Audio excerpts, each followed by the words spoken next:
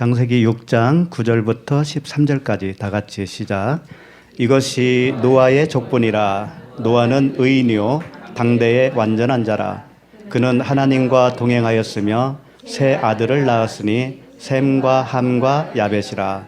그때에 온 땅이 하나님 앞에 부패하여 포악함이 땅에 가득한지라. 하나님이 보신즉 땅이 부패하였으니 이는 땅에서 모든 혈육 있는 자의 행위가 부패함이었더라. 하나님이 노아에게 이르시되 모든 혈육 있는 자의 포악함이 땅에 가득함으로 그 끝날이 내 앞에 이르렀으니 내가 그들을 땅과 함께 멸하리라. 아멘. 네, 오늘 처음 나오신 분 환영하겠습니다. 우리 자매님 두 분이시고 형제님 두 분이신데 이렇게는 부부십니다. 부부시고 저쪽에 계신 형제님은 목사님이시면서 형제예요. 자, 우리 뜨거운 박수로 환영하겠습니다. 굉장히 귀하죠. 이 박수에도 속뜻이 있다라는 거 아세요? 박수에도. 몰랐어요? 그럼 박수하는 이유가 뭐예요? 그렇지, 그게 속뜻이에요. 환영합니다가. 예. 이렇게 먼 곳까지 오시느라고 수고 많으셨습니다. 또 이렇게 와주셔서 우리와 함께 같은 식구가 되어주셔서 고맙습니다. 이런 뜻이 다 포함되어 있잖아요.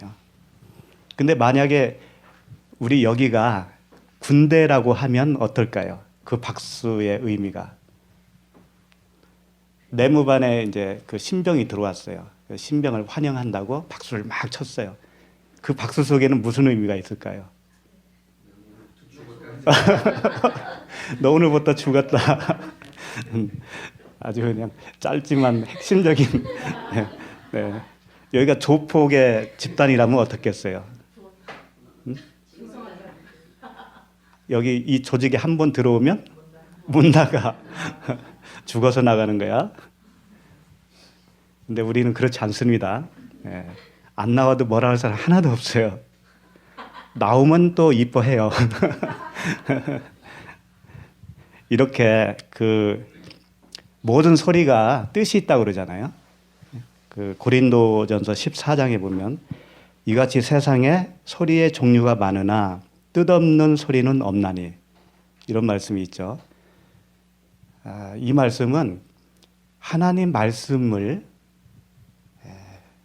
말씀도 뜻이 있다, 그런 얘기예요.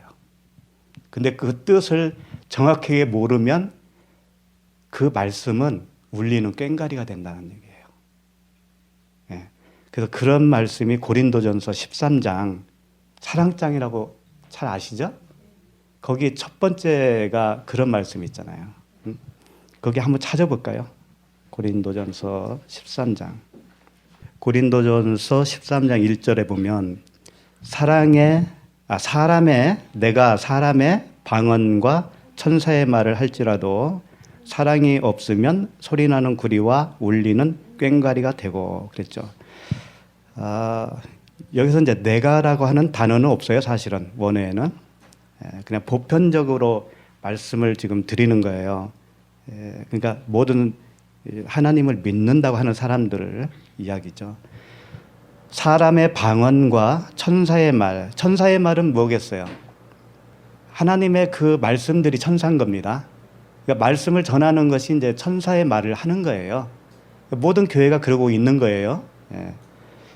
그렇게 할지라도 사랑이 없으면 그 말씀은 소리나는 구리와 울리는 꽹과리에 불과하다, 그런 말씀이거든요. 그러면 사랑이 뭘까요? 사랑이 없으면 그렇다는 건데, 예수님, 말씀, 다 맞아요. 이 사랑은 하나님이시에요. 하나님은 사랑이시다 그랬잖아요. 그러니까 하나님의 다른 이름이 사랑이에요. 그러니까 여기에 그 하나님을 대입하면 되는 거예요. 사랑 대신 하나님이라고 해도 돼요. 하나님이 없으면 소리나는 구리와 꽹과리다, 그런 얘기죠. 그런데 그럴 수가 있을까요? 어떻게 하나님이 없는데 천사의 말을 하고, 뒤에 나오면 더 큰 이야기가 나오죠. 내가 예언하는 능력이 있어 모든 비밀과 모든 지식을 알고 또 산을 옮길 만한 모든 믿음이 있을지라도 사랑이 없으면 내가 아무것도 아니에요. 점점 심각해지잖아요. 네. 근데 사랑은 하나님이시라고 했는데 왜 하필이면 사랑이라고 했을지 궁금하지 않으세요? 왜냐하면 예수님은 내가 곧 뭐라고 그랬어요? 길이요, 진리요, 생명이시라고 그랬잖아요. 그러니까 진리라고 해도 됩니다, 여기에. 근데 사랑이라는 말을 썼어요, 아가페. 그럼 왜 그럴까요? 이런 거예요. 진리는 컴퓨터로 말하면 운영체제에 속하는 거예요. 진리는. 그러니까 진리를 알았다라고 하지 않습니까? 진리를 알았어요. 알았는데 그 진리 안에 있는 내용으로서 하나님이 사랑인 거예요. 내용이 사랑이라고요. 그러니까 틀은 가지고 있는데 내용이 없으면 어떻게 되겠어요? 가짜잖아요, 가짜. 그러니까 지금 그걸 얘기하는 거예요. 사랑이라고 하는 그 하나님의 그 내용이 없는데 틀은 있는 거예요, 틀을. 알아차린 거예요. 진리에 대해서 알아차린 거라고요. 그런 사람들이 굉장히 무서운 거예요. 천사의 말을 하고 있는 거란 말이에요, 그게, 그 자체가. 그리고 예언하는 능력도 있는 거죠. 그리고 산을 옮길 만한, 이 산이 뭘까요? 산이, 네, 시온산 맞아요. 또 시내산도 있잖아요. 네. 그러니까 율법을 얘기하는 거예요. 시내산에서 받은 율법. 그 율법에서 내가 나오면 그게 산이 옮겨진 거예요. 그러니까 우리가 진리의 말씀을 들으면 율법이 뭔지를 가르쳐 주잖아요. 그러면 이런 거예요. 마치 이런 거예요. 11조도 율법이야. 주일 지키는 것도 율법이야.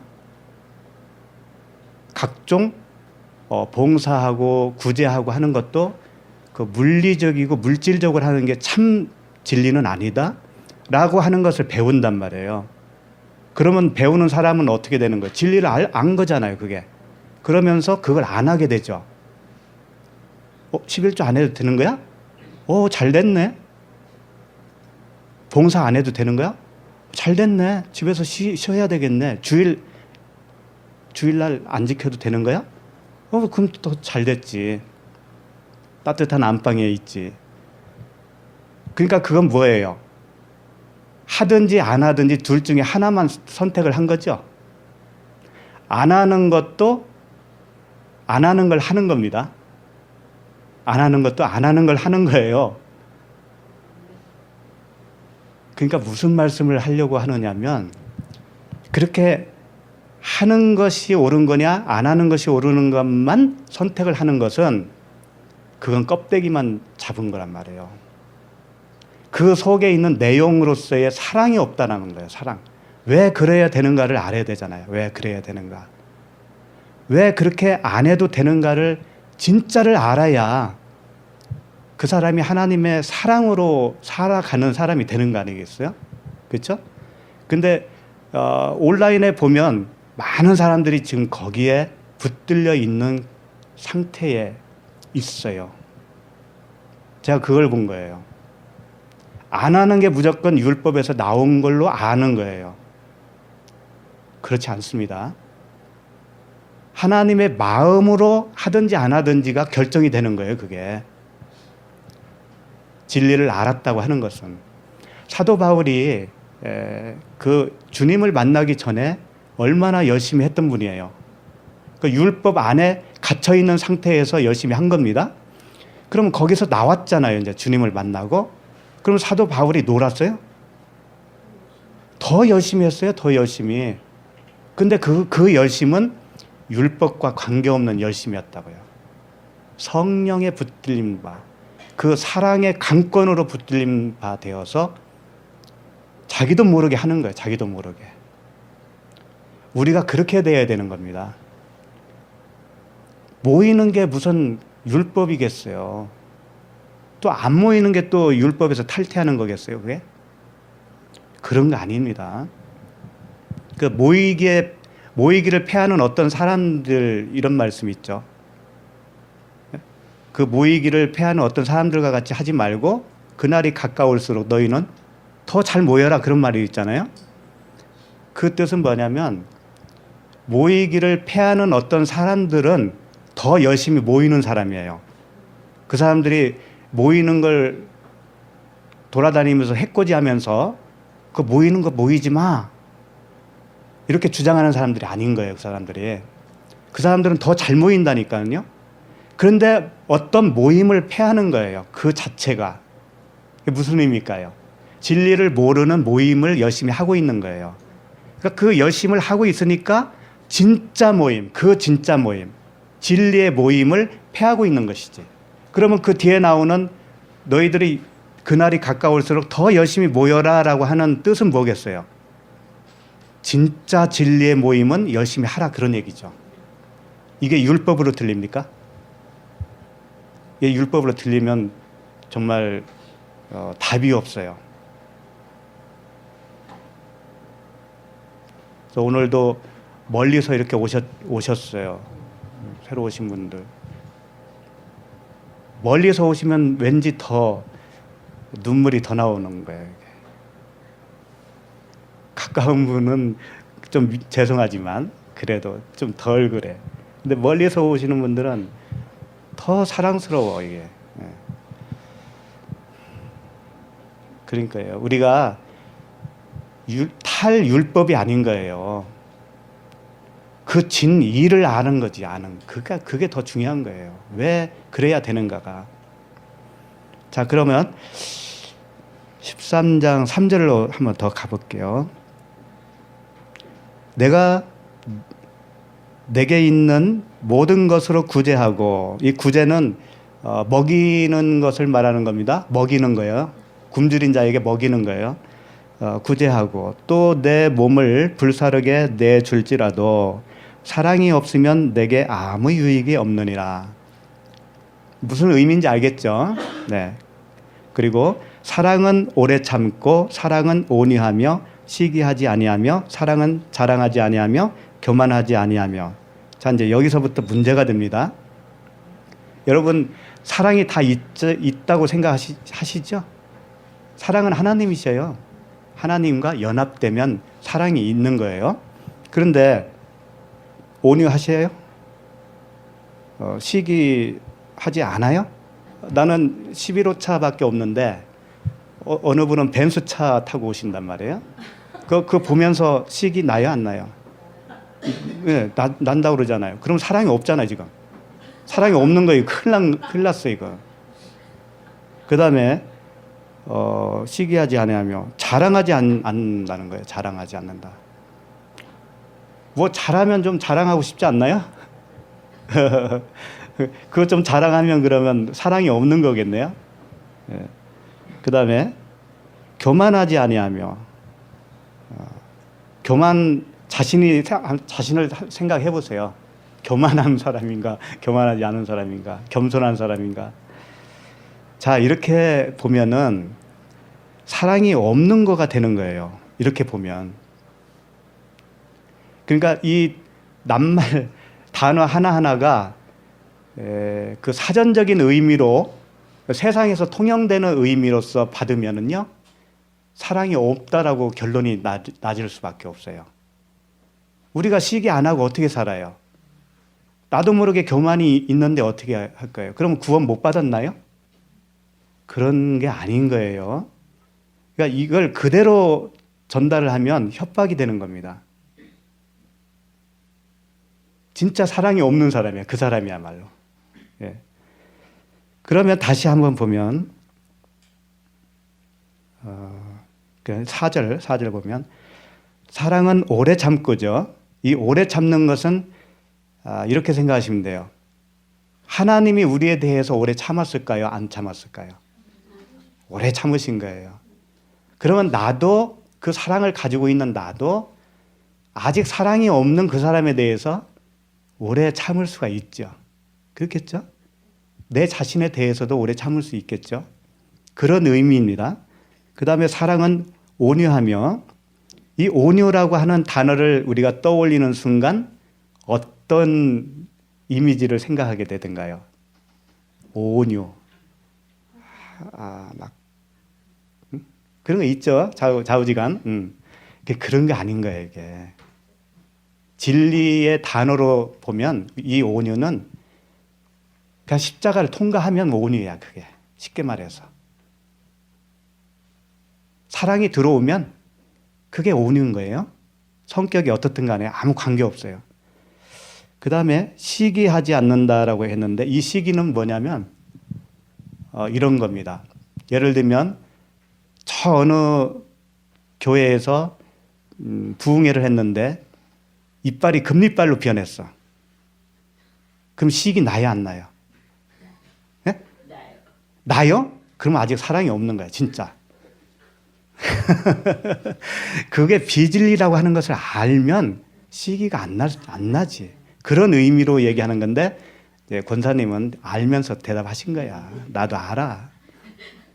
예. 그런 걸 얘기하는 겁니다. 누가 안수를 했는데 안전뱅이가 일어났어요. 그러면 거기 가고 싶죠? 아니요? 이야, 벌써 사랑이 딱 들어왔네 또 그새. 그런 걸 얘기하는 겁니다. 비진리에 있을 때에 그 찬란하고 물리적인 어떤 현상들, 표적들, 그런 것이 일어나는 것에 대한 시기. 우리는 그게 아니잖아요. 아니라는 거 알았잖아요. 그러면 시기가 안 난다니까요. 그걸 말하는 거예요, 이게. 그 다음에 사랑은 자랑하지 아니하며,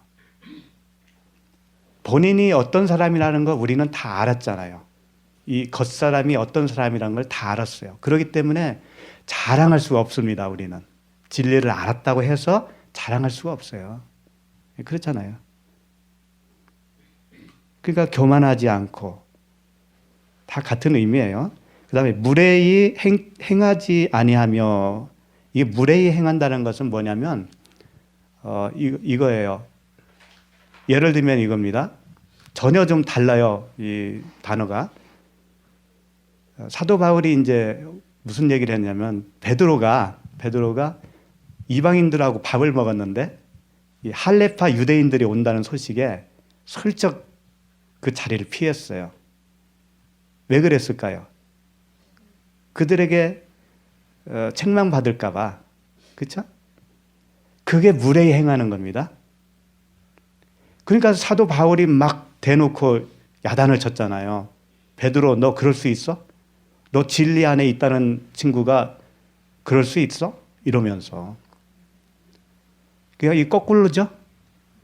진리 안에 있는데 그걸 자기가 피해가는 거죠. 피해가는 게 무례히 행하는 겁니다. 네. 자기의 유익을 구하지 아니하며, 자기의 유익이에요. 자기의 유익. 하나님의 유익이 아니고 자기의 유익입니다. 그건 구하지 않잖아요. 왜냐하면 육신은 하나님과 원수가 되는 겁니다.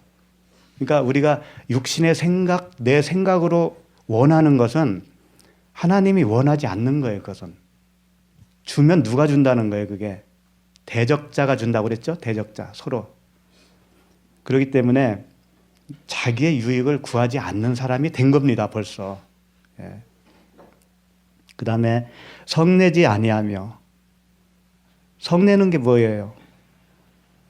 다른 사람에 대해서 막 성내는 거잖아요. 근데 자신을 보면 성낼 이유가 하나도 없는 거예요. 그리고 그 진리와 반대되는 경우에 성낸다고 하는 단어보다는 안타까운 거죠. 안타까움은 있는 거예요. 그러나 성낼 필요는 없는 거예요. 사람의 본질을 알았기 때문에. 네. 그리고 악한 것을 생각하지 아니하면데, 이 악한 것이 뭐냐면 옛날 돌아가는 걸 얘기하는 겁니다. 옛날로 돌아가는 거예요. 옛날 그 율법 아래에 갇혀 있을 때에 그게 악한 거였잖아요. 그것을 내가 돌아가고 싶은 거예요. 마치 이스라엘 백성들이 애굽으로 다시 돌아가고 싶어 했잖아요. 그게 악한 생각입니다. 그게. 네. 그 다음에 불의를 기뻐하지 아니하며, 역시 불의도 진리 안에 들어오지 못한 상태가 그냥 불입니다. 그 모든 상태가 불이에요. 그걸 기뻐할 리가 없죠. 우리는 진리와 함께 기뻐하는 자잖아요. 당연히 그렇죠. 그러니까 모든 것을 참으며, 모든 것을 참는다고 하는 것은 그 진리를 공격하는 모든 것이 있어요. 나를 핍박하는 모든 것이라고요. 그걸 참을 수밖에 없잖아요, 내가. 그렇죠? 핍박이라고 하는 것은 내가 복음을 전했는데 상대방이 받지 않으면 내가 핍박을 받는 거예요. 그 상태가. 그걸 견디는 겁니다. 그걸 참는 거예요. 참아야지 어떻게 하겠어요? 하나님이 하셔야 하는 거니까. 참는 거예요. 그 다음에 모든 것을 믿으며 그 진리 안에서 모든 것을 수용하는 거예요. 이미 알았어요. 그러니까 믿는 거예요. 하나님이 하실 거라고 하는 것을 믿는 거죠. 모든 것을 바라며, 이것도 진리 안에서 바라는 거예요. 모든 것을 견딘다. 이것도 역시 그 진리를 공격하는 비진리에 대해서 견뎌내는 겁니다. 우리가 세상에 육을 입고 사는 동안엔 그런 일들이 끊임없이 있어요. 한 집안에도 그 싸움이 있잖아요. 근데 우리는 그 사랑이 내 안에 왔고 그 사랑과 연합을 한 몸이기 때문에 그 모든 것을 견딜 수 있는 거예요. 그런 말씀이에요, 이게. 사랑은 언제까지나 떨어지지 아니하되 예언도 패하고 방언도 그치고 지식도 패하리라. 왜 그럴까요? 예언, 방언, 지식 이런 것을 부정하는 거 아닙니다. 그런 게 있어요. 그런데 그게 뭐냐면 9절 말씀에 부분적으로 알고 부분적으로 예언한다 이거예요. 왜? 사랑이 들어오지 않은 상태이기 때문에 온전치 않은 거예요. 그러니까 그 겉에서 나오는 어떤 표적이라든가 현상만 붙들어요. 그런 사람들이 어린 나이입니다. 자, 10절 온전한 것이 올 때에는 부분적으로 하던 것이 패하리라. 이 온전한 것이 뭘까요? 예, 진리이고 사랑이에요. 하나님 자신을 얘기하고 그리스도입니다. 그 온전한 것이 오면 부분적으로 예언하고 방언하고 어떤 표적을 구하고 했던 모든 것들이 이제 온전하게 되는 거예요. 그게 필요가 없는 거예요, 이제는. 완성이 되었기 때문에. 11절 내가 어렸을 때에는, 여기서 내가도 없습니다. 단어가. 그냥 어렸을 때에는, 이 내가 어렸을 때라고 하면 지금 이 말씀을 쓰고 있는 사도 바울이 되는 거잖아요. 근데 내가는 없어. 일단 어렸을 때에는 말하는 것이 어린 나이와 같고 깨닫는 것이 어린 아이와 같고 생각하는 것이 어린 아이와 같다가 장성한 사람이 되어서는 어린 나이의 일을 버렸노라. 그러니까 어린 나이의 일은 뭐냐면 아까 이야기했던 부분적으로 하는 것들, 예언, 방언, 지식의 은사 이런 것들 있죠. 소위 무슨 어떤 은사라고 하는 것들, 병 고치는 은사라든가 이런 거 있잖아요. 그런 것들은 온전하여지면 그게 다 패해진다는 거예요. 그래서 여기 모임에 오시는 분 중에도 그런 말씀 하시더라고요. 옛날에는 기도 많이 하고 그 기도에 대한 응답도 잘 받고 그랬다는 거예요. 그런데 여기 오면서부터는 그게 없어졌대요. 싹 없어졌다는 거예요. 기도도 안 된다는 거예요. 그럼 그때까지 했던 기도가 무슨 기도겠어요? 그게 이방인의 기도였어요. 이방인의 기도. 그러니까 장성한 사람이 됐다라고 하는 의미는 그 사랑, 그 온전한 것이 들어왔다라고 하는 겁니다. 12절 우리가 지금은 거울로 보는 것 같이 희미하나 그때에는 얼굴과 얼굴을 대하여 볼 것이요 지금은 내가 부분적으로 아나 그때에는 주께서 나를 아신 것 같이 내가 온전히 알리라. 이것을 주석도 보면 그렇게 써 있습니다. 그때가 언제냐면은 얼굴과 얼굴 대하여 보는 것이 우리가 이 육신의 호흡이 멈추고 저 천국에 가면 그때 하나님과 대면하는 것을 의미하는 거다라고 주장을 하고 있어요. 그게 아니에요. 바울처럼 되어 있는 상태를 얘기하는 거예요. 우리도 살아있는 동안 그렇게 되어야 되는 거예요. 이미 그렇게 되고 있는 겁니다. 하나님과 대면하고 있는 게 뭐겠어요? 말씀밖에 더 있습니까? 응? 그러니까 이것은 나중에 어떤 훗날 이야기가 아닌 거예요. 우리가 그 율법 아래에 갇혀있던 상태에서 벗어나는 순간 이제 그때부터 장성한 자로 가는 겁니다. 그러면 그 시기도 안 하게 되고, 그렇죠? 그 악한 것을 생각하게 안 하게 되는 거예요. 옛날로 돌아가고 싶은 그런 생각이 안 나는 겁니다. 그런 상태예요. 그 상태가 온전한 상태, 장성한 상태, 그런 상태라는 거예요. 13절 보면 그런즉 믿음, 소망, 사랑이 이 세 가지는 항상 있을 것인데 그 중에 제일은 사랑이라. 제1이라고 그랬는데 그 중에 제일은 그랬는데 이것은 가장 크다라는 의미예요. 그 중에 가장 큰 것은 사랑이다 이런 뜻이죠. 그러니까 오늘 창세기 읽어놓고 말씀은 고린도에서 13장을 했네요. 참 생각지도 않았는데 어쨌든 그 사랑이라고 하는 것도 인간이 생각하는 그런 사랑은 아니에요. 물론 그런 사랑도 해야 됩니다. 친절하게 해야 되고 구제도 해야 되고 다 해야 되는 거예요. 그러나 진짜 사랑은 그 진리의 말씀과 더불어 내용이 있어야 된다는 거예요. 내용이. 그 하나님이라고 하는 내용이 나에게서 나와야 그게 진짜라는 거예요. 그러니까 바울은 끊임없이 율법에서 벗어나는 것이 구원인 것을 설명을 합니다. 그러다 보니까 그것을 육체의 기회로 삼는 자들이 생긴 거예요. 자꾸. 하는 것보다 안 하는 게 편하잖아요. 가는 것보다 안 가는 게 편하잖아요. 그걸 잡는 거예요. 육체의 기회로. 그걸 경계하는 거예요. 그걸. 네가 하나님의 마음을 정말 알았으면 그럴 수 있냐? 이런 얘기죠. 그렇게 가야 되는 겁니다. 자, 그러면 오늘 본문으로 돌아가겠습니다.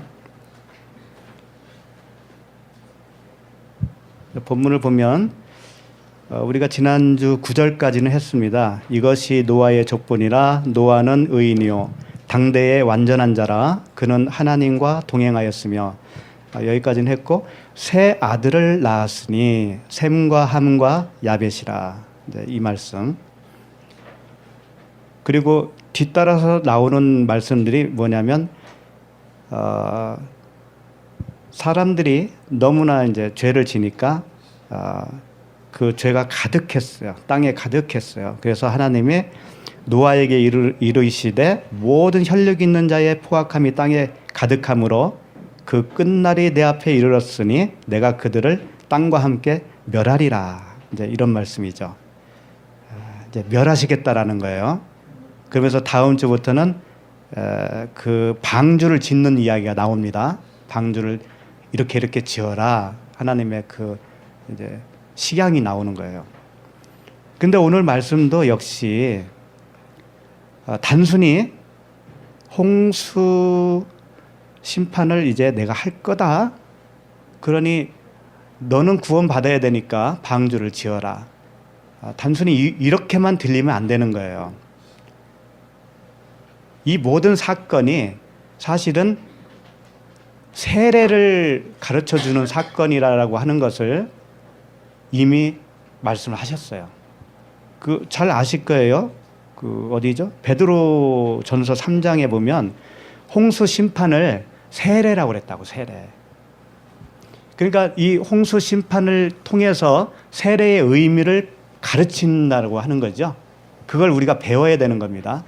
단순히 모든 인간을 싹 쓸었다 그런 사건으로만 보지 말라는 하는 거예요. 자, 그런 측면을 먼저 염두에 두시고 이제 세 아들을 낳았어요. 노아가. 이름이 셈과 함과 야벳이라는 거예요. 하필이면 세 아들이에요. 세 아들. 이것도 의미가 있습니다. 이제 노아의 시대가 끝나면 누가 바톤을 이어가는 거예요. 이 세 아들이 이어서 성경의 역사가 진행되는 거잖아요. 그러니까 하나님은 이제 이 세 아들을 통해서 복음을 말할 거야. 이런 의지를 지금 표명하고 있는 거예요. 단순히 아들 낳았다 그런 얘기가 아니라. 그래서 셈이라고 하는 이름은 이름이에요. 이름. 셈이라고 하는 그 뜻이 이름이에요. 그냥. 그 이름이 누구겠어요? 그 이름. 예수 그리스도. 셈의 후손 중에서 누가 태어나요? 예수 그리스도. 예. 함은 뜨겁다라는 의미가 있어요.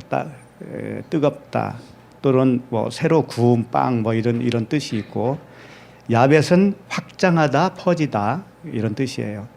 그런데 이 셋을 통해서 우리에게 뭘 가르쳐 주냐면 너는 죄인이다라고 하는 걸 가르쳐 주겠죠. 그 다음에 또 뭘 가르쳐 주겠어요? 그러므로 너는 십자가에서 심판을 받아야 되고 그래야 내가 살려주는 거다. 복음을 설명하시겠죠? 그 복음을 이 세 사람을 통해서 역할 분담을 하는 거예요. 앞으로 계속. 그러니까 이 셋 중에는 악의 역할도 하는 겁니다. 어떤 사람은 그리스도의 모형으로서도 설명을 하고 있는 거예요. 그런데 이 셋 다 합하면 복음인 거예요. 그게. 선도 악도 없는 거예요. 따지고 보면. 그래서 이런 말씀이 있어요. 찾지 마시고 신명기 19장 15절에 보면 사람의 모든 악에 관하여 또한 모든 죄에 관하여는 한 증인으로만 정할 것이 아니요 두 증인의 입으로나 또는 세 증인의 입으로 그 사건을 확정할 것이며 그랬어요. 그러니까 두세 증인으로 죄인을 결정하는 겁니다. 한 증인만 가지고는 부족하다 이거예요. 그래서 하나님은 이 셋으로 하는 거예요. 셋으로. 그래서 아버지와 성령과 아들 이 셋으로 증거하잖아요. 다 그런 의미가 있는 거예요. 하나 가지고는 부족해요. 온전치가 못한 거예요. 그래서 하나님은 항상 가인과 아벨과 셋을 통해서 우리에게 복음을 가르쳐 주었듯이 역시 셈과 함과 야벳으로 하겠다 그런 의미예요. 앞으로 그렇게 이제 전개될 거예요. 자, 12절. 하나님이 보신즉 땅이 부패하였으니 이는 땅에서 모든 혈육 있는 자의 행위가 부패함이었더라. 여기서 이제 부패했다라고 하는 단어가요. 샤하트예요. 샤하트인데 여러 번 나와요. 지금 부패가.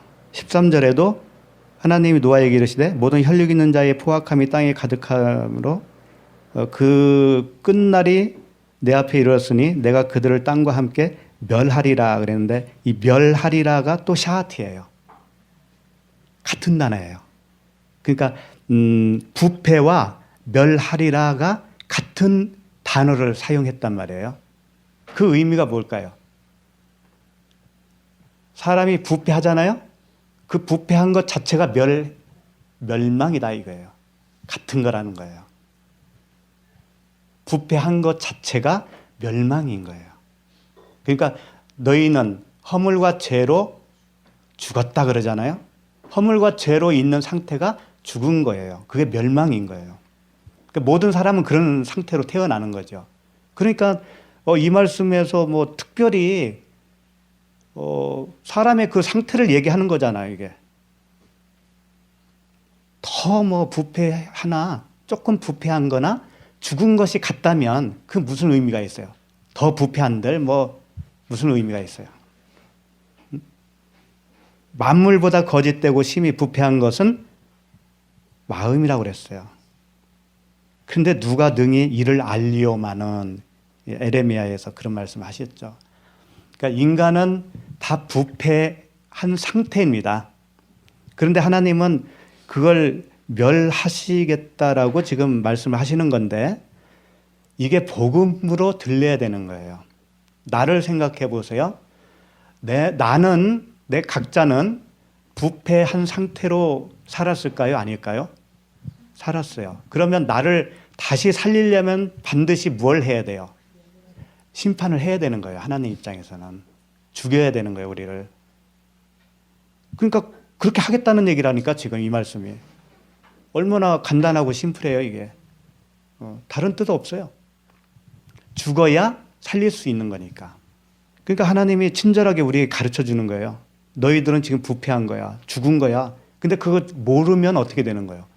내가 부패한 걸 모르면 어떻게 되는 거예요? 살릴 수도 없거든요, 하나님은. 그래서 반드시 가르쳐 주시는 거예요. 너는 죽었다, 이렇게. 그리스도와 함께 십자가에서 죽었다, 이렇게 가르쳐 주시는 거라고요. 그래서 지금 이제 이 말씀을 보면 가득했다고 그러잖아요. 그 부패함이 가득했다. 자, 13절을 보시면 하나님이 노아에게 이르시되 모든 혈육 있는 자의 포악함이 땅에 가득하다 그랬잖아요. 그러니까 정말 가득하지 않아도 일단은 멸망은 멸망인데 그래도 최고조로 가득했다라는 거예요. 그래서 끝날이 왔다 그런 얘기예요. 끝날이 왔어요. 13절 보면 끝날이 내 앞에 이르렀으니. 그러니까 부패하기는 하는데 그 부패함이 더 커져서 완전히 터지기 직전까지 가야 비로소 끝날이다 그런 얘기예요. 그 끝날은 좋은 걸까요? 나쁜 걸까요? 좋은 거예요. 그래서 이런 말씀이 있는 거예요. 그 야고보서 그냥 읽어드릴게요. 1장 15절에 보면 욕심이 잉태한 즉 죄를 낳고 죄가 장성한 즉 사망을 낳느니라. 이 무슨 뜻인지 거의 다 아실 거예요. 설교 중에 드렸을 테니까. 근데 인간은 욕심입니다. 다 욕심인 거예요. 자기를 위한 욕심으로 사는 거예요. 자식에게 잘해주는 것조차도 자기의 욕심인 거예요. 그래서 그 욕심이 계속 더 팽창을 하는 겁니다. 그래서 죄를 낳고 그 죄가 큰 장성하게 되는 거예요. 그러면 죽는다고 하니까, 사망이라고 하니까 나쁜 걸로 생각을 하잖아요, 일단. 그래서 욕심 부리지 마 그러잖아요. 너 죄지면 그 죄가 또 더 커져가지고 너 멸망으로 가는 거야. 그런 말씀으로 사용을 한단 말이에요, 이게. 근데 그게 아닌 거예요, 이게. 반대. 욕심이 잉태해서 죄를 낳고 죄가 장성해야 되는 거예요. 장성한다고 하는 것은 뭐냐면 내가 더 악질이라고 하는 뜻이 아닙니다. 절대. 옛날보다 더 내가 악한 존재가 되었다 그런 얘기가 아닌 거예요. 장성했다고 하는 의미는 그럼 뭘까요? 발견했다라는 의미예요. 발견. 내가 죄인이구나. 죄인 중에 괴수구나. 이것을 발견한 것이 죄가 장성한 거예요. 나에게 있어서는. 그러면 그게 발견하는 즉시 그게 죽은 거예요. 그게. 왜? 죄의 싹은 뭐라고 그랬어요? 사망이라고 그랬잖아요. 그러니까 죄를 내가 발견하면 즉시 나는 사망인 거라니까 그게. 근데 그 사망은 좋은 사망인 거예요. 그렇게 사망해야 이제 완성이 된 겁니다. 그 사람은. 그래서 그리스도의 새 생명으로만 살게 되는 거예요. 내 겉사람은 죽어 없어지고 그리스도로 살게 되는 거란 말이에요. 반드시 그렇게 돼야 되는 거예요. 그게 안 되면 그리스도의 생명으로 살 수가 없어요. 계속해서 내 생명으로 살게 되는 거예요. 그래서 요즘 그런 이야기들이 좀 들려요. 뭐냐면 내가 그리스도로 거듭났다. 그리스도로 걸어간다. 여호와의 눈을 가지고 산다. 그러는데 실제 내 안에서 나오는 거 보니까 내 꼬락서니를 보면 그렇게 말할 수가 없는 거예요. 내 꼬락서니를 보니까 막 분노도 나오죠.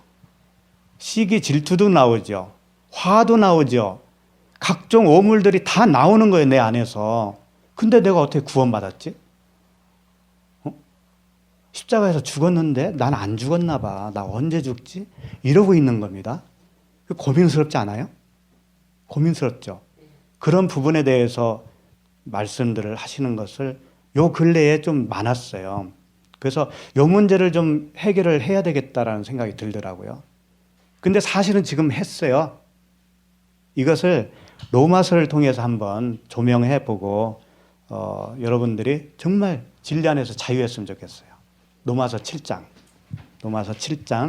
7절로 한번 가봅시다. 정말 구원받았으면 내 안에서 그런 그 오물 같은 것이 전혀 나오지 않아야 되는 것인가? 그런 것이 나오면 구원받지 못한 증거인가? 그게 어떻게 생각하세요? 고민스럽죠? 네. 7절. 그런즉 우리가 무슨 말을 하리요? 율법이 죄냐? 그럴 수 없느니라. 율법으로 말미암지 않고는 내가 죄를 알지 못하였으니 곧 율법이 탐내지 말라 아니하였더라면 내가 탐심을 알지 못하였으리라.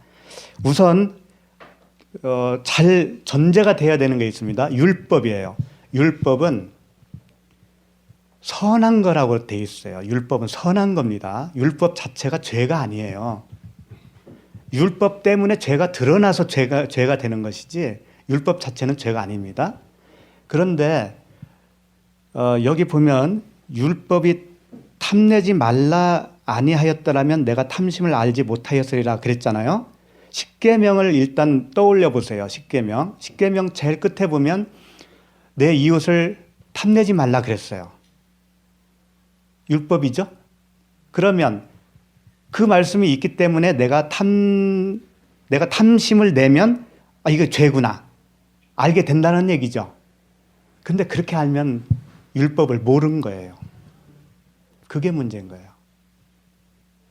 그러니까 율법을 표면적 율법과 이면적 율법이 있다라는 것을 먼저 아셔야 됩니다. 표면적 유대인들 아시죠? 표면적 유대인. 할례를 행하는 것이 표면적 유대인의 증거죠. 그러면 그 사람들은 실제 몸에 할례를 하면서 나는 유대인이다. 유대인 중에 유대인이다. 하나님의 선민이다라고 생각을 할 거 아니겠어요? 그런데 성경은 그렇게 말을 하지 않고 있어요. 표면적 유대인이 유대인이 아니라고 그랬단 말이에요. 이면적 유대인이 유대인이라고 그랬단 말이에요. 그러면 그 할례는 행하든 안 하든 아무 상관이 없는 거죠. 그러면 하나님이 왜 하라고 했을까요? 그걸 쓸데없는 것을. 그 할례가 품고 있는 진짜 할례가 있다라는 거잖아요. 그게 무슨 할례예요? 마음의 할례죠. 그걸 얘기하는 거예요. 그러니까 겉으로 문자로 가르치고 있는 십계명, 율법, 그것은 진짜 우리를 진리로 인도하는 게 아니라는 거예요. 그걸로 탐심을 알았다는 얘기가 아니고 그 이면에 숨어있는 진짜 탐심이 무언지를 알았다 그런 얘기예요. 굉장히 깊은 얘기입니다. 바울이 그렇게 알은 거예요. 바울이 그렇게 알지 못했을 때에는 율법을 잘 행했던 거예요. 표면적으로만. 그러는데 그것은 진짜 안 게 아니었었어요. 그런 말이 이제 계속 나옵니다. 8절. 그러나 죄가 기회를 타서 계명으로 말미암아 내 속에서 온갖 탐심을 이루었나니 이는 율법이 없으면 죄가 죽은 것임이니라. 자, 율법이 없으면 죄가 죽은 것이라고 그랬는데 이 율법은 이면적인 율법을 얘기하는 거예요. 이면적인 율법은 진리예요. 진리 자체인 거예요. 그리스도예요. 그리스도가 뭐예요? 언약이잖아요. 언약. 하나님의 언약이죠. 근데 겉으로 보이는 표면적 율법은 항상 무엇을 주장하냐면 행위를 요구한다고요. 그런데 자, 율법이 없다라는 의미는 뭐냐면 그 이면적 율법을 몰랐을 때를 얘기하는 거예요. 그러면 어떻게 되냐면 죄가 죽은 거라는 거예요. 죄가 죽었다라는 것은 뭐냐면 죄가 나타나지 않았다 그런 얘기입니다. 마치 사도 바울이 그 율법의 이면을 몰랐을 때는 자기는 죄인이 아니라고 생각한 거예요. 예수님께 왔던 그 부자 청년 아시죠? 부자 청년이 내가 어렸을 때부터 다 지켰나이다 그랬잖아요. 그 상태에서는 죄가 죽어 있는 거예요. 그럼 그건 구원이 아닙니다. 죄가 살아나야 되는 거예요. 그래야 심판을 받죠. 죄가 살아나고 심판을 받아야 내가 새 생명으로 태어나는 거예요. 그 원리를 항상 잊지 말아야 됩니다. 자, 9절. 전에 율법을 깨닫지 못했을 때에는 내가 살았더니 그러잖아요. 지금 이게 사도 바울이 자기를 고백하는 거예요. 전에 율법을 깨닫지 못했다라는 거예요. 왜? 율법을 얼마나 잘 행했습니까? 그 스테반이 죽을 때 옆에서 박수 쳐준 사람이 이 사도 바울이에요. 그 당시는 사울이었죠. 그러니까 그 사람은 율법을 열심히 행했을지라도 율법의 진의를 몰랐다 그런 얘기예요. 몰랐어요. 몰랐더니 내가 살았더니 그러잖아요. 우리가 심판을 받고 죽어야 되는데 자기가 살아 있는 거예요. 그러면 대신 누가 죽어 있냐면 그리스도가 죽어 있는 거예요. 생명이 없는 거예요, 말하자면. 그런 상태였다라는 거지. 그런데 계명이 이름에 이 계명이 엔톨레인데요. 엔톨레를 히브리어로 번역하면 어떻게 되냐면 미츠와라고 하는 단어가 돼요. 전에 한번 설명드렸을 거예요. 미츠와는 내용으로서의 명령이라고 그랬습니다. 포장해서 준 것을 뜯어서 그 내용으로서 알아먹은 명령, 그게 미츠와라고 하는 거예요.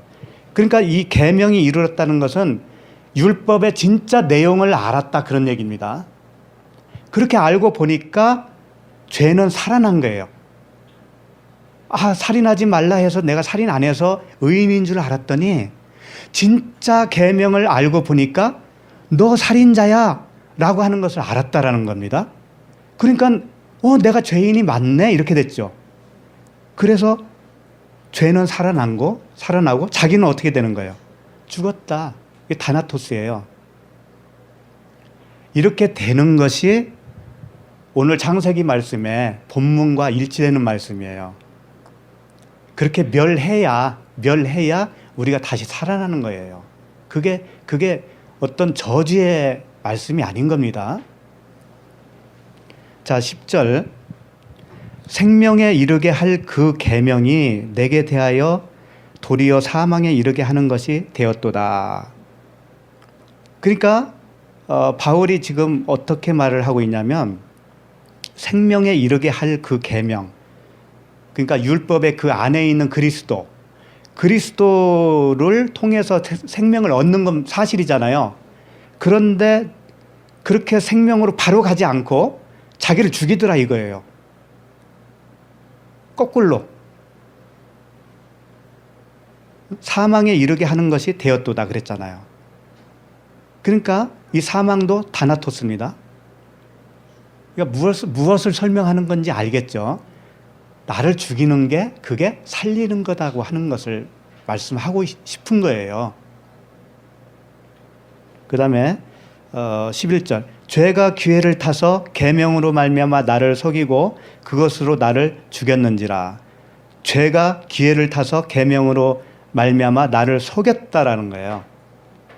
그러니까 바울이 율법의 그 진리를 모를 때는 죄가 숨어 있었던 거예요. 숨어 있다가 그냥 살며시 들어와 가지고 이 계명 진짜 복음을 기회를 타서 바울에게 딱 들어가니까 바울을 죽인 거예요. 그 죄가. 그 얘기예요. 이해가 가죠?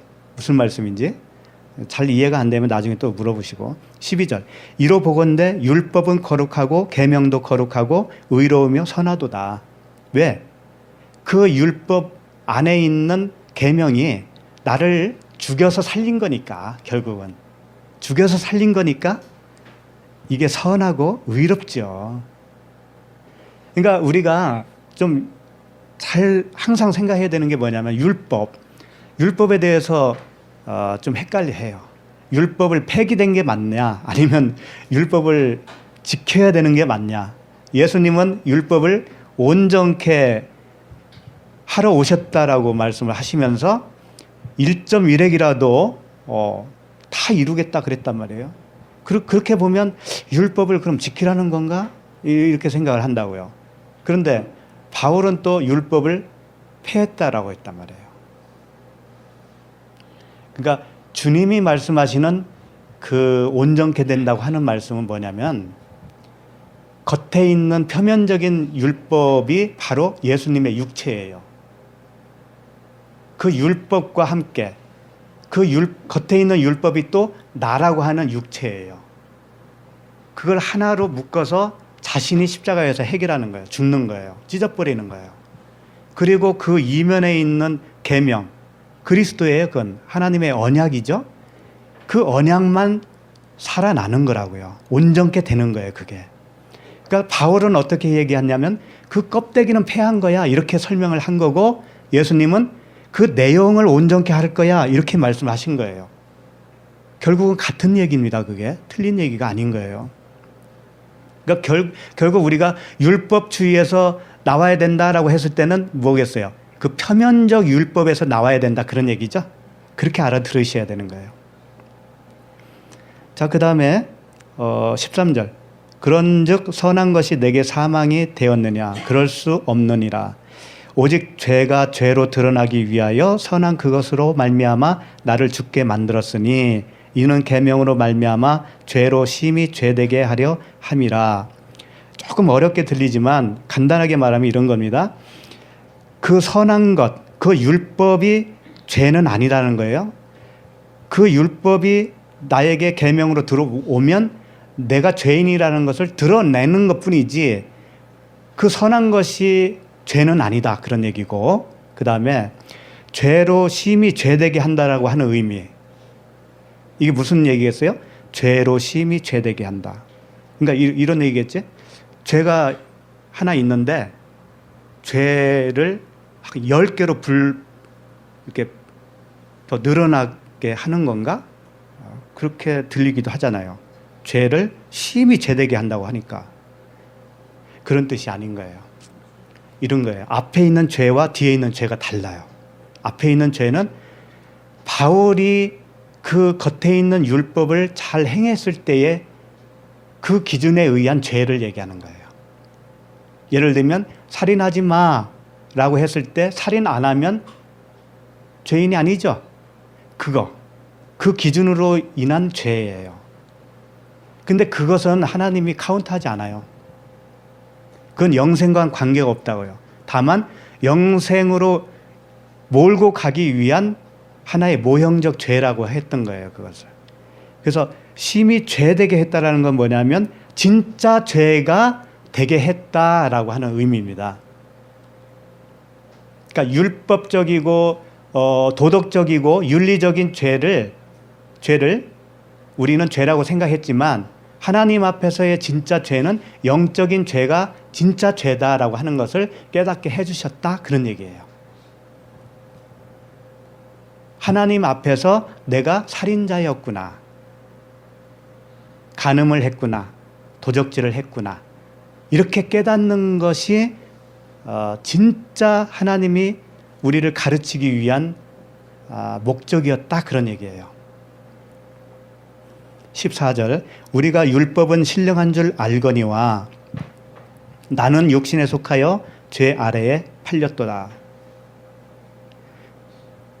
그러니까 이제 비로소 아는 거예요. 율법에 신령한 줄 알았는데 자기가 육신에 속하여 죄 아래 팔렸다라는 것을 이제 안 거라고요. 그 다음에 15절. 내가 행하는 것을 내가 알지 못하노니 곧 내가 원하는 것은 행하지 아니하고 도리어 미워하는 것을 행함이라. 자, 여기서부터 잘 주목해야 됩니다. 내가 행하는 것을 내가 알지 못하노니 곧 내가 원하는 것은 행하지 아니하고 도리어 미워하는 것을 행한다. 여기서 내라고 하는 거 있죠. 나는 두 가지 나가 있는 거예요. 여기에. 내가 행하는 것을 알지 못하는 내가 있고, 내가 원하는 것을, 내가 원하는 뭐가 있는 거예요. 그 원하는 내가 또 있는 거예요. 둘이 있는 거예요. 자, 그거 이제 계속 더 나와요. 16절. 만일 내가 원하지 아니하는 그것을 행하면 내가 이로써 율법이 선한 것을 시인하노니. 자, 이런 얘기입니다. 율법, 그 내면에 있는 율법이 어떤 것이 죄라는 걸 가르쳐 주었어요. 그런데 그걸 가르쳐 줬는데 나는 반대로 행동을 하고 있네. 그러니까 둘 중에 하나는 잘못됐을 거 아니에요. 그런데 분명히 율법이 선하다고 했단 말이에요. 그러면 선한 율법과 반대로 가고 있는 내가 뭐라는 얘기예요? 죄라는 얘기죠. 그러니까 자기는 죄인이고 율법이 선하구나. 그걸 지금 증명하고 있는 거예요. 원하는 것을 내가 못하고 있잖아요, 지금. 그렇기 때문에 율법이 선하다. 나는 죄다. 그걸 말하고 있는 거예요, 지금. 17절. 조금 어렵죠? 이 로마서 굉장히 어려워요. 이제는 그것을 행하는 자가 내가 아니요 그랬잖아요. 그 원하지 않는 것을 행하는 내가 있었는데, 예? 그런데 내가 아니래요, 그게 또. 얼마나 참 이게 알듯 하면서도 아리까리하죠. 이제는 그것을 행하는 자가 내가 아니요 내 속에 거하는 죄다라는 거예요. 그러니까 율법, 진짜 율법이 원하시는 기준이 있을 거 아니에요. 그리스도께서. 그런데 그것을 원하는 대로 따라가는 게 정말 맞잖아요. 그런데 따라가지 않는 내가 또 있다라는 거예요, 내 안에. 그게 누구겠어요? 그게 겉사람인 거예요. 속사람, 겉사람 이렇게 표현을 할게요. 속사람은 뭐냐면 예수 그리스도가 그 율법의 이면적인 하나님의 언약의 말씀을 가지고 내 안에 오셔서 진짜 율법의 의미가 뭔지를 가르쳐 주셨잖아요. 그래서 내가 눈을 뜨고 그걸 알게 된 거잖아요. 그러면서 진짜 죄가 뭔지를 알게 됐잖아요. 그래서 죽은 거잖아요. 진짜 죄가 뭔지 알았으니까. 그러면 나는 어떤 나가 되냐면 그리스도와 연합된 나가 있고 그 이전에 내가 또 있는 거예요. 그것은 죽은 나예요. 겉사람. 그런데 둘이 아니고 하나예요, 사실은. 하나인데 이렇게 생각하시면 돼요. 그리스도와 연합된 내가 이제 진짜입니다. 진짜인데 원하지 않는 행동을 보이는 내가 내 안에서 나오는 거예요. 그것은 내가 아니고 죄라고 하는 거라는 거예요. 죄. 죄라고 하는 내가 있다라는 거예요. 근데 그건 내가 아닌 거예요. 그냥 죄일 뿐이에요. 그러니까 어때요? 내 안에서 뭐가 나온들 나하고 관련이 있어요, 없어요? 없죠. 그래서 그 죄에서 해방됐다고 하는 거예요. 나오는 현상은 있다니까요. 그래도 그건 관계가 없다라니까요. 그래서 복음인 거예요. 그래서 이제 그런 말씀이 계속 나올 거예요. 18절 내 육신에 선한 것이 거하지 아니하는 줄을 아노니 원함은 내게 있으나 선을 행하는 것은 없노라. 그렇죠? 자, 내 속 곧 내 육신에 선한 것이, 그러니까 육신에 속한 것을 말하는 거예요. 진짜 자기가 아닌 거예요. 이것은 육신에 속한 그것이 원함은 내게 있으나 할 때 이 원함을 가진 나는 누구냐면 그리스도와 하나가 된 나. 그리스도와 하나가 된 나는 원함을 가지고 있는 거예요. 그리스도가 원하는 대로 살고자 하는 원함이겠죠. 주와 합하면 뭐라고 했어요? 한 영이다. 주와 합하면 한 영이에요. 그러니까 그분의 생각이 곧 나의 생각인 거예요. 그런데 나의 생각과는 관계없이 내 안에서 뭐가 나오는 거예요? 죄가 나오네. 죄가. 그 이야기인 거예요, 이게. 선을 행하지 않는 거예요. 19절 내가 원하는 바 선은 행하지 아니하고 도리어 원하지 아니하는 바 악을 행하노도다. 같은 얘기죠. 만일 내가 원하지 아니하는 그것을 하면 이를 행하는 자는 내가 아니오라고 그랬잖아요, 지금. 내가 아니요? 내 속에 거하는 죄니라. 기쁩니까? 안 기쁩니까? 기쁘잖아요. 그러면 이제 막 살아도 되죠? 막 살아도 됩니다, 이제. 죄가 그 관계가 없으니까. 근데 사실은 복음은 거기까지 갑니다. 거기까지 간다니까요. 막 살아도 구원과는 관계 없는 것이 사실은 사실이에요. 사실은 사실이에요. 근데 그럴 수 없느니라 그러잖아요. 그럴 수 없느니라. 왜 그런지 알아요? 막 살면 어떻게 되냐면 경찰서 갑니다. 한 박 살아보세요. 경찰서 가지. 경찰서 안 가려고 막 안 사는 거예요. 사실은. 사람들이. 그게 선한 것 같지만 선해서 그런 게 아니라고. 누구 죽여도 살인죄가 적용이 안 된다고 쳐봐요. 몇 명 있잖아요. 다. 그 가슴 속에.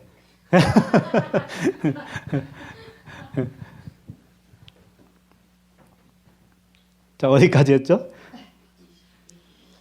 21절. 그러므로 내가 한 법을 깨달았느니, 이제 법을 깨달은 거예요. 곧 선을 행하기 원하는 나에게 악이 함께 있는 것이로다. 그 선을 행하기 원하는 나는 누구냐면 그리스도 하나가 된 난데 악이 함께 있는 거예요. 그 죄가 있는 거예요. 죄성이. 아직도. 왜? 이 육을 가지고 있기 때문에 그래요. 이 살덩어리가 있기 때문에 그래요. 그래서 그걸 잔상이라고 나는 표현하고 싶어요. 잔상. 이 실체는 아니거든요, 이게. 이미 주님과 연합되면 끝난 거예요. 우리는 끝장난 거예요. 하나님 품에 그냥 안긴 거예요. 하나님 나라에 간 거란 말이에요. 그런데 잔상이 있어요.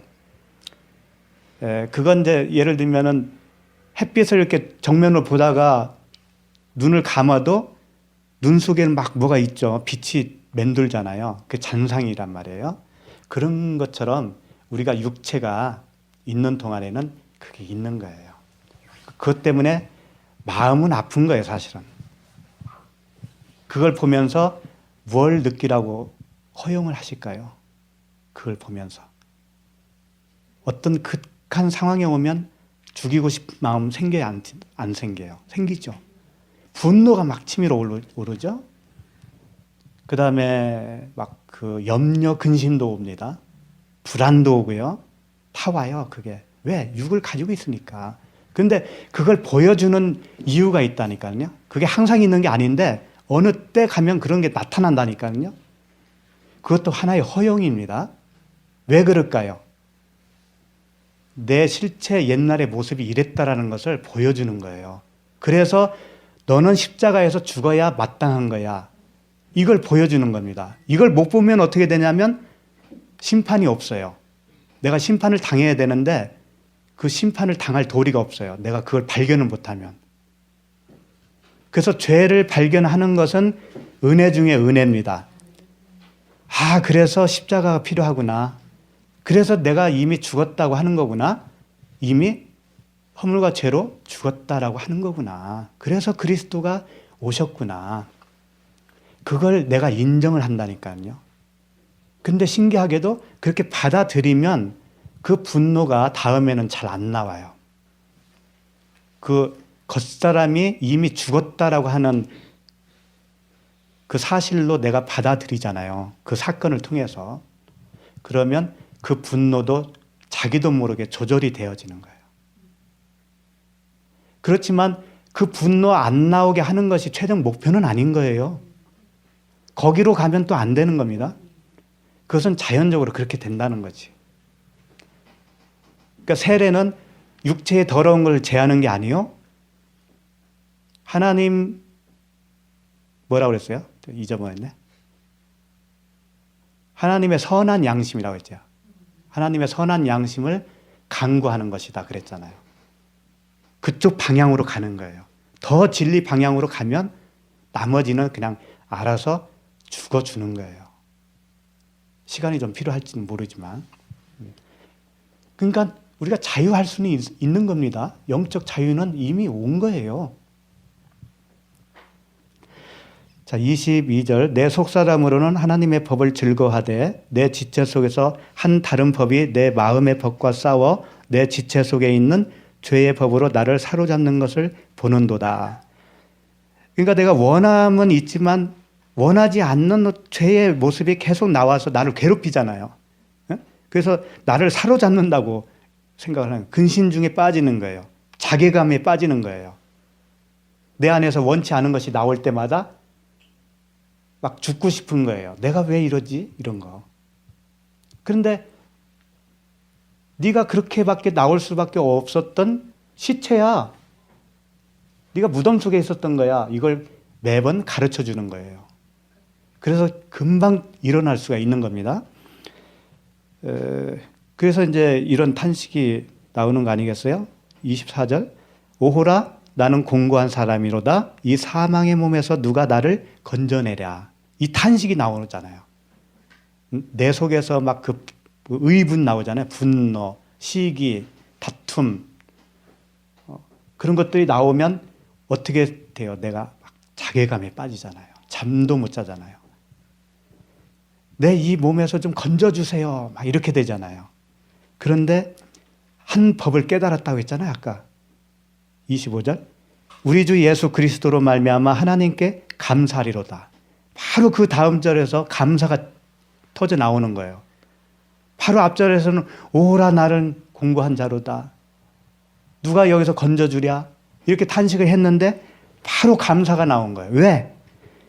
그런즉 내 자신이 마음으로는 하나님의 법을, 육신으로는 죄의 법을 섬기노라. 이걸 알았기 때문에. 내가 탄식할 수밖에 없었던 죄의 모습에서 나를 건져줬다라는 것을 알았기 때문에. 그것과 관계가 없다라는 것을 알았기 때문에. 그래서 감사한다 이거예요. 그러므로 이제 그리스도 8장 1절이에요. 그러므로 이제 그리스도 예수 안에 있는 자에게는 결코 정죄함이 없나니. 정죄함이 없는 거예요.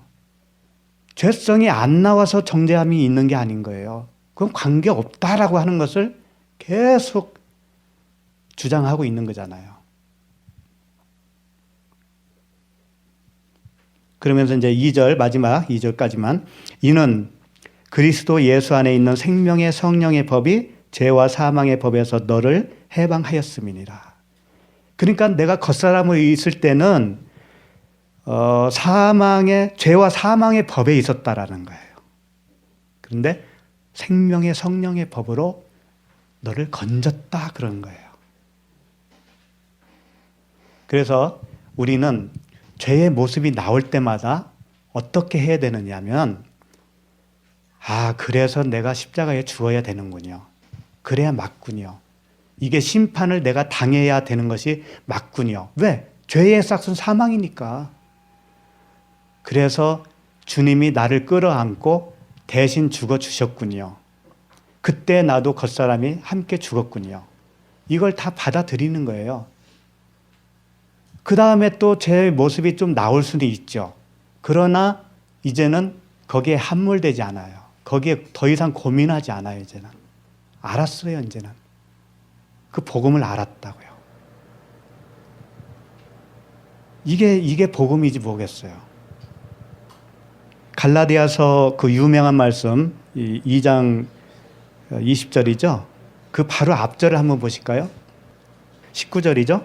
내가 율법으로 말미암아 율법에 대하여 죽었나니 이는 하나님에 대하여 살려 함이라. 이 말씀을 하고 갈라디아서 2장 20절이 나온 겁니다. 내가 십자가에서 죽었다고 하는 의미가 뭐에 대해서 죽었다고 하는 거예요? 율법에 대하여 죽었다. 그러니까 율법도 아까 두 가지 있다고 그랬죠? 표면적 율법에서 죽었다 그런 얘기입니다. 표면적 율법에서 죽었다 그런 얘기예요. 그러니까 하나님의 말씀도 율법이지만 나도 율법인 거예요. 사람의 본성이 율법인 거예요. 거기서 해결받을 길이 없어요. 사람의 그 본성에서.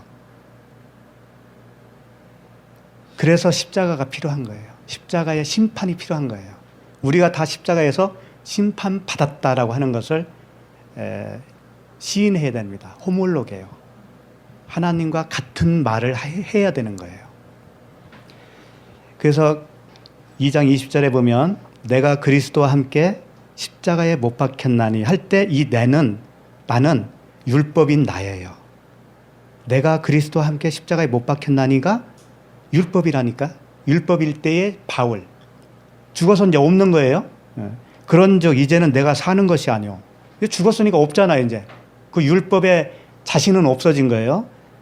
오직 내 안에 그리스도께서 사신 것이다. 이건 또 누구예요? 오직 내 안에 그리스도가 사시는 그 나는 누구예요? 그리스도와 하나 된 나예요. 예? 그러니까 내가 없는 게 아닌 거예요. 내가 있는 거예요. 내가 있는데 그리스도와 하나 된 나만 있는 겁니다. 그 이전의 나는 십자가에서 이미 처리가 된 거예요. 그러니까 내가 사는 것이 아니요 오직 내 안에, 이것도 역시 그리스도와 하나 된 나, 내 안에 그리스도께서 사시는 것이라. 이제 내가 육체 가운데 사는 것은 나를 사랑하사 나를 위하여 자기 자신을 버리신 하나님의 아들을 믿는 믿음 안에서 사는 것이라고 했는데, 여기서 아들을 믿는 믿음이 아닌 거예요. 믿음이 두 번 들어갔잖아요. 믿음 하나만 있어요. 무슨 뜻이냐면 하나님의 아들의 믿음으로 사는 것이다, 이렇게 되어 있어요. 그러니까 예수 그리스도의 믿음으로 사는 거예요. 예. 내가 예수 그리스도를 믿어, 이것은 아닌 거예요. 그러니까 오늘 말씀 다 종합해 보면 아까 이제 사랑장부터 말씀드렸잖아요. 결국은 사랑은 뭐예요? 그리스도와 연합된 상태에서 살아갈 때 그 사랑으로 살아가는 거예요. 사랑이라고 하는 하나님의 그 내용이 있어야 되는 거예요, 반드시.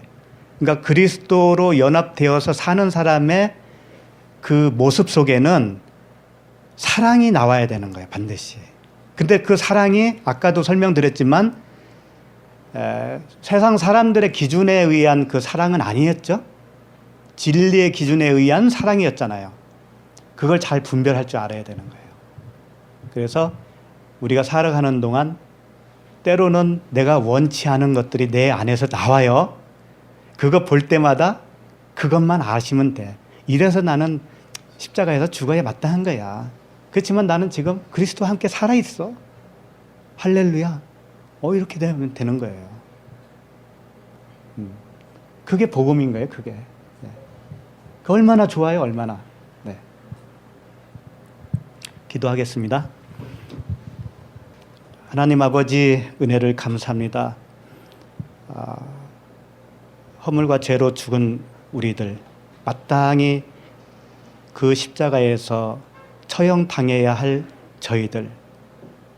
저희들을 그리스도께서 함께 묶어서 죽어주시고 함께 장사 지내고 함께 연합하여 살려주신 그 은혜에 감사를 드립니다.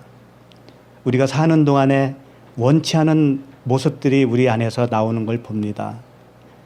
그것조차도 하나님의 은혜로 보여주시는 줄로 믿습니다.